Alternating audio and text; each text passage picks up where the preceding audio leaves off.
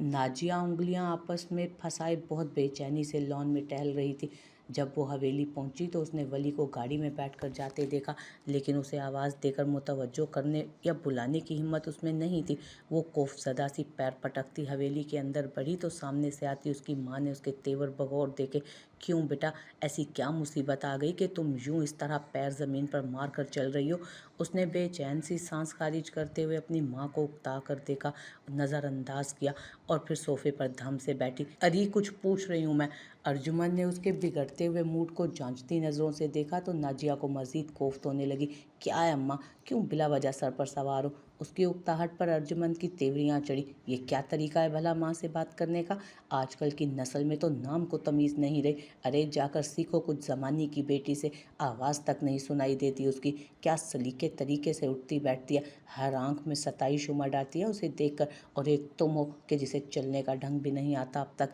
उसके धमधम करके चलने पर चोट करती वो उसे सुलगा गई थी। और अमल के हवाले ने तो जलती पर तेल का काम किया था। वो यकदम ही हत्थे से उखड़ गई। हाँ तो जाए, उसे ही बना लेना अपनी बेटी। मैं तो हूँ ही आवारा और मनहूस, वो भी कोई दूध की धुली नहीं। ज़रा आंखें खोल कर देखें तो पता चलेगा कि कितनों को काबू कर रखा है उसने अपनी मासूमियत से। उसके तनफ्फुर से कहने पर अर्जुमंद की आंखों में नासमझी उभरी। अमल का ऐसा जिक्र नाजिया ने पहले कभी नहीं किया। अरे क्या बक रही है तू? जब उनकी बात समझ में नहीं आई तो उसे कोसते हुए पूछने लगी। जवाबन वो ताइश में बोली, आपको क्या लगता है कि जिसको अपने नफीस के लिए मांग रही हैं वो कोई देवी है या फिर दूध की धुली? अरे वली को फंसा रखा है उसने। उसके मुंह से ऐसी बात सुनकर अर्जुमंद को लगा उनकी बेटी का दिमाग चल गया। उसे जोरदार थप्पड़ कंधे पर मारा था उन्होंने। क्या बकवास कर रही है लड़की, क्या बके जा रही है? अमल के लिए, अपनी होने वाली भाभी के लिए ऐसी बात करते तुझे शर्म नहीं आ रही थोड़ी सी भी? और वो क्यों उस हराम की औलाद को फंसाने लगी? और क्या बाकी सारे लड़के मर गए हैं? उस वली पर तो कोई थूके भी नहीं। उन्होंने अमल की तरफदारी में एक लंबा कसीदा पढ़ा तो नाजिया को मजीद आग लगी। हाँ हाँ, अब तो तुम यही कहोगी ना, होने वाली बहू जो ठहरी तुम्हारी। मगर मैंने उस दिन खुद अपनी आंखों से वली के साथ रंगदलियां मनाते देखा था अम्मा उसे। अब कह दो कि मैं झूठ बोल रही हूँ, मैं भी तो हूँ सदा की झूठी वैसे भी। उसकी बात पर अर्जुमन कुछ संजीदा हुई। कब देखा था तुमने उन्हें साथ? उन्हें अब भी उसकी बात पर भरोसा न था। उस दिन जिस दिन मैं शादी में गई थी सामिया की। तोबा तोबा, उसने भरपूर अदाकारी करते कानों को हाथ लगाए। पूरा 1 घंटा वो वली के साथ गाड़ी में बैठी गप्पे हाँक रही थी। मैं तो निकल आई गाड़ी से, मुझे तो शर्म आ रही थी उन्हें इस तरह देखकर। उसने मिर्च मसाला लगाकर बताया, जिस पर अर्जुमन को अपने कान तपते महसूस हुए। उन्हें न जाने क्यों उसकी बातें सच लगने लगी। तू सच कह रही है ना नाजिया? देख, झूठ ना बोलना मुझसे। उन्होंने तस्दीक करते उसे तंबीह की तो उसने कानों को हाथ लगाया। माफ़ करे मुझे ऊपर वाला अम्मा, अगर जो झूठ बोलूं तो। मगर अम्मा एक बात है कि इस सब में वली का कोई कसूर नहीं। वो बेचारा तो आंख तक उठाकर नहीं देखता है किसी भी लड़की को।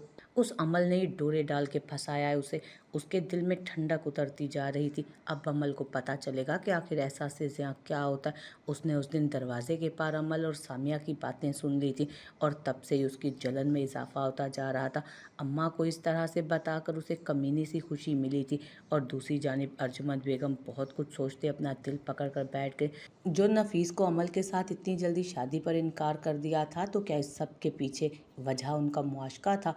वो हराम की औलाद वली, वो तो पैदा ही गंदे खून से हुआ था। जाहिर है वही करेगा जो उसके माँ बाप ने किया था, उससे हटकर कुछ थोड़ी करेगा वो मुंह में बुड़बुड़ाती फ़ोन की जानिब बढ़ी तो नाजिया को लगा कि उसका काम हो गया।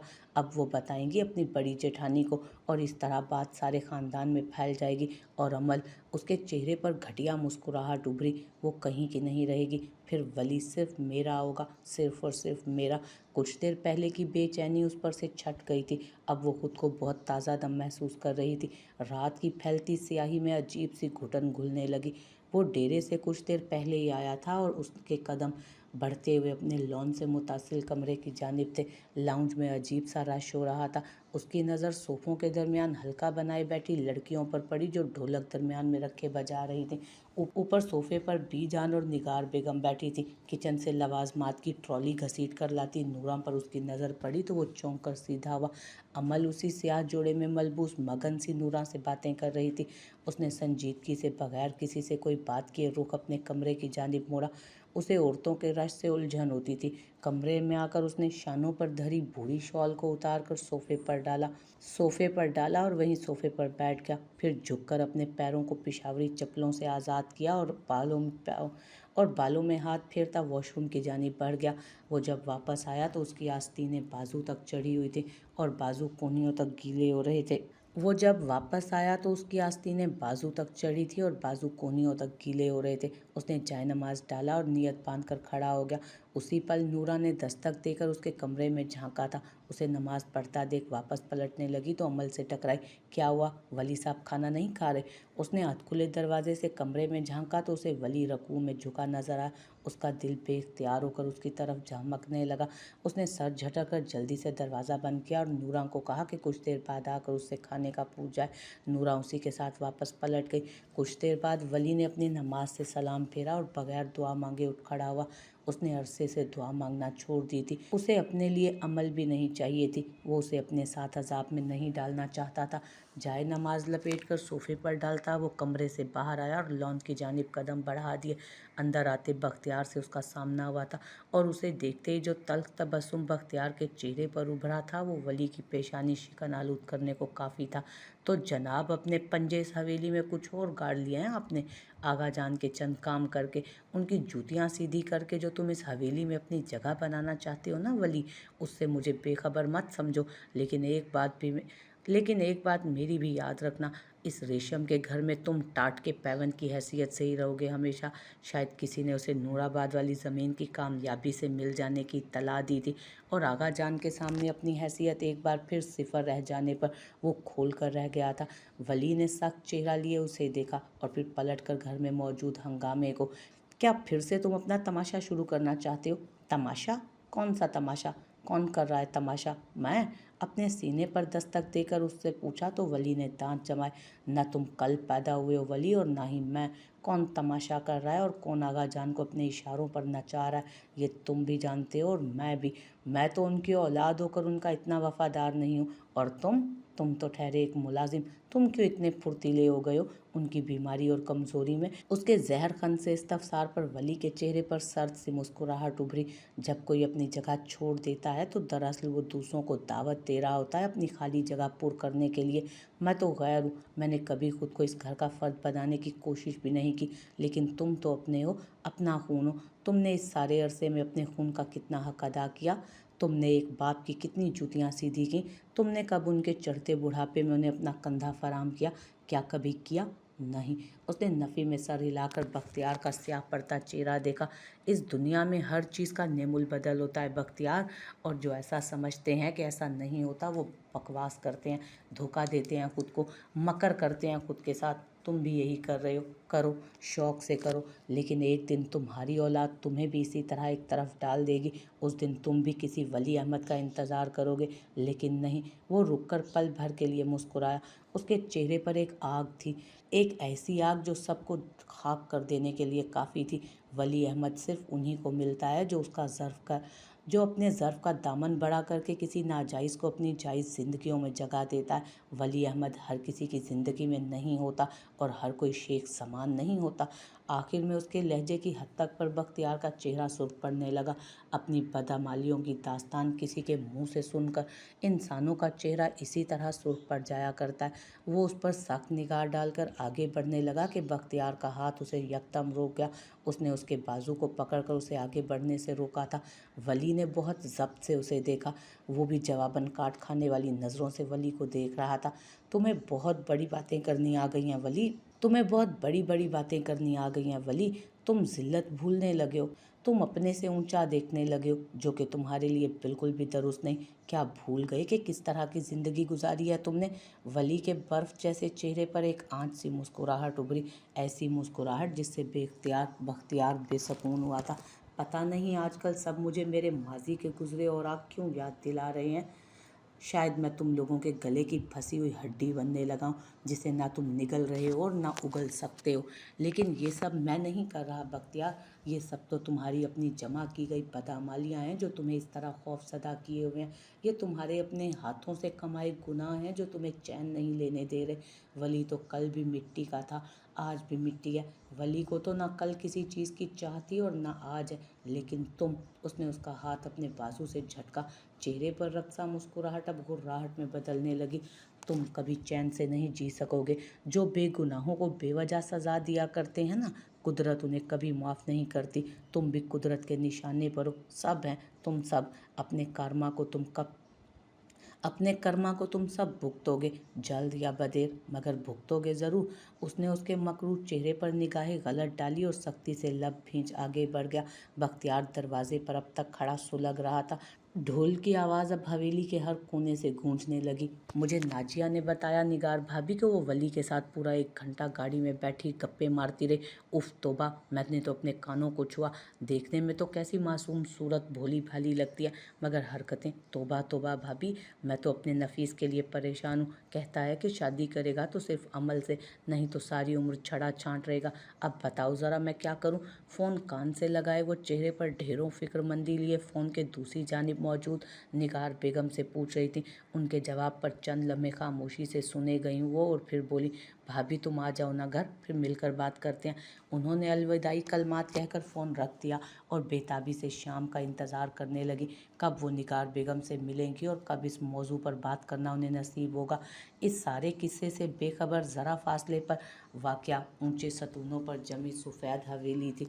सर्दियों की नर्म धूप हवेली के वसीओ अरीज़ लॉन पर गिर रही थी। सारे माहौल की खुद में समेटकर गिरती धूप के नर्म ज़र्रों ने सब कुछ नर्म गर्म कर दिया था। वो भी तैयार होकर हवेली के दाखिली दरवाजे से बाहर निकली और पथरीली रविश पर चलती बीजान तक पहुंची, जो लॉन में आगा शान के साथ बैठी सर्दियों की धूप से लुत्फानंदोज होती चाय के घूंट भर रही थी। उसे आता देख वो मुस्कुराई। जमान भी उसे देख शफकत से मुस्कुराए थे और उनकी ज़िंदगी के बाग का सबसे हसीन गुलाब थी वो, खिलता हुआ हसीन गुलाब। उसने सफ़ेद यूनिफॉर्म पर बड़ी सी स्याह चादर से खुद को ढक रखा था। हाथ में पकड़ी चंद फाइल्स और कॉलेज का सफ़ेद दुपट्टा लिए वो उन तक पहुंची। आगा जान फरीद कब तक आएगा फारिग होकर। उसने गालबन ड्राइवर का नाम देते परेशानी से इस्तफसार किया। सूंधी हवा से उसकी चादर फड़फड़ाने लगी। उसकी बीवी बीमार है बेटा, आना बहुत मुश्किल है उसका। तुम क्यों परेशान हो रही हो, वली ले जाएगा तुम्हें, अभी बस डेरे के लिए निकलने ही वाला है वो। अरे वो देखो आ गया वली। उनके कहने पर वो बेसाख्ता मुड़ी और उसी सूरत से उसने अपना रुख वापस भी मोड़ लिया। उसकी स्याह चादर उसके बालों से फिसली तो उसने आगे से खींचकर उसे माथे पर बराबर किया। वो आ रहा था पीछे से। उसके इतने करीब आने पर भला वो कैसे नॉर्मल रह सकती थी। अमूमन उसका दुपट्टा या तो शानों पर होता या फिर कभी कभी सर पर, मगर वली की मौजूदगी में वो इस तरह कंफ्यूज होकर उल्टी सीधी हरकतें कर जाया करती। अस्सलाम वालेकुम। करीब पहुंचकर उसने धीमे लहजे में जवाब दिया और फिर झुककर बीजान से प्यार लेने लगा। तो अमल की नज़रें उसके सरापे पर फिसली। उसने निसवारी रंग की कमीज शलवार पर स्याह चादर गर्दन के गिर्द लपेट रखी थी। चेहरा हमेशा की तरह संजीदा था, अलबत्ता निगाहों का गुलाबीपन उसे मामूल से ज़्यादा महसूस हुआ था। शायद वो पिछली सारी रात फिर नहीं सोया था। डेरे पर जा रहे हो वली? आगा जान ने चाय का कप सामने सफ़ेद मेज़ पर रखा और फिर उसे देखते पूछा। उसने इस बात में सर हिलाकर जवाब दिया, जी सरदार बाबा, कोई काम था क्या? और फिर उसकी सरसरी सी उठी नज़र अमल पर जा पड़ी। अमल ने हाथ में पकड़ी फाइल का कोना अंगूठे से कुतरा। बेटा फरीद नहीं आएगा 3-4 दिन और हमारी अमल के पर्चे हो रहे हैं। तुम इसे कॉलेज लेकर भी जाओ और कॉलेज से ले भी आना। उसे नरमी से हुक्म देकर उन्होंने अपना कप उठाया तो वली ने उसी गहरी संजीदगी से सर हिलाया, जी सरदार बाबा, और फिर उसकी जानिब मुड़ा, आइए बीबी। वो आगे बढ़ा तो अमल भी जान से सर पर प्यार लेती उसके पीछे आई। वली ने फ्रंट सीट संभाली और अमल ने पिछली सीट। उसे एक नज़र देख वली ने कार आगे बढ़ा दी। खेतों के दरमियान बनी कच्ची सड़क पर उनकी गाड़ी दौड़ रही थी। आसपास सरसों के खेतों पर गिरती नरम धूप ने सारे सब्जाजार को चमका रखा था। एक लय में बहती हवा, एक सिमत को लहलहाते फूल अमल को उस समय बहुत भले लग रहे थे। उसने पलकें झपकाकर चेहरा अंदर मोड़ा और फिर शहद रंग आंखों से पीछे झांकते शीशे को देखा। वली का संजीदा और काफ़ी हद तक अजनबी सा चेहरा उसके सामने आया। वो इतनी गहरी संजीदगी से ड्राइव कर रहा था कि अमल ने उसे दोबारा देखने की हिम्मत तक नहीं की। कभी कभी वो ऐसी नरमी बरतता कि गोया सारे का सारा उसका हो, और कभी कभी यूं अजनबी हो जाता गोया उसे जानता तक ना हो। कल के वाक़ये के बाद उसे लगा कि उसका पिछले 4 साल का चढ़ाया सा खून चटक गया होगा, मगर नहीं, वली आज भी उससे उतना ही दूर, उतना ही अजनबी था। ये उसका अंदाज़ था, वो उससे बखूबी वाकिफ़ थी। किसी लम्हे के ज़ेर असर वो कभी भी उसके रूबरू नहीं आया था, या फिर शायद उसे अंदाज़ा हो गया था कि वो उसकी नरमी के बाइस आज़माइश का शिकार है, या फिर शायद इसीलिए वो हमेशा उसके बिखरते एहसास को समेटने के लिए खुद के अंदर अनदेखा सा हिसार खींच रखता था, और उस हिसार ने अमल की सारी उम्मीदों पर वाक़यातन पानी फेर दिया था। उसका दिल डूब कर उभरने लगा, मगर उसकी हालत से यकसर अनजान वो गहरी खामोशी से ड्राइव कर रहा था। कभी कभी वो ऐसी नरमी बरतता कि गोया सारे का सारा उसका हो, और कभी कभी यूं अजनबी हो जाता जैसे उसे जानता तक ना हो। कल के वाक़ये के बाद उसे लगा था कि पिछले 4 साल का चढ़ाया हुआ सख्त सा फूल चटक गया होगा, मगर नहीं, वली आज भी उससे उतना ही दूर था, उतना ही अजनबी था। ये उसका अंदाज़ था, और वो उससे बखूबी वाकिफ़ थी। किसी लम्हे के ज़ेर असर कभी भी वो उसके रूबरू नहीं आया, या फिर शायद उसे अंदाज़ा हो गया था कि वो उसकी नरमी के बाइस आज़माइश का शिकार हो रही है। इसलिए उसने हमेशा की तरह उस बिखरते एहसास को समेटने के लिए खुद के गिर्द अनदेखा सा हिसार खींचा था, और उस हिसार ने अमल की सारी उम्मीदों पर वाक़यातन पानी फेर दिया। उसका दिल डूब डूब कर उभरने लगा, मगर वो उसकी हालत से यकसर अनजान गहरी खामोशी से ड्राइव कर रहा था, जैसे उसके नज़दीक उससे ज़्यादा अहम कोई और काम हो ही ना। उसने अपनी फ़ाइल का कोना फिर से अंगूठे से कुतरना शुरू किया। गाड़ी में फैली उस खामोशी ने मज़ीद उसे नर्वस किया। टाइम क्या है आपकी छुट्टी का? उसने उसे देखने की ज़हमत भी नहीं की। सामने लगे शीशे के पार देखते उसने बेतासुर सा सवाल किया। अमल ने खुश्क होते होंठों को आपस में मिस किया और बेख्तियार पलकें झपकाईं। 12 बजे है छुट्टी। सर को झुकाए उसने कमज़ोर सी आवाज़ में कहा, तो वली ने इस्बात में सर हिलाते गाड़ी कॉलेज गेट के आगे रोकी। वो होंठ काटती बाहर निकली और दरवाज़ा बंद करके कॉलेज के गेट के सेम बढ़ गई। वली अब भी वैसे ही सामने देख रहा था। जब वो कॉलेज के अंदर बढ़ गई और तो वो गाड़ी लेकर निकल गया। अमल आंखों में ढेरों पानी लिए कॉलेज के अंदरूनी दरवाजे की जानिब बढ़ी थी। उसका दिल बहुत से एहसासात की आमाजगाह बना हुआ था।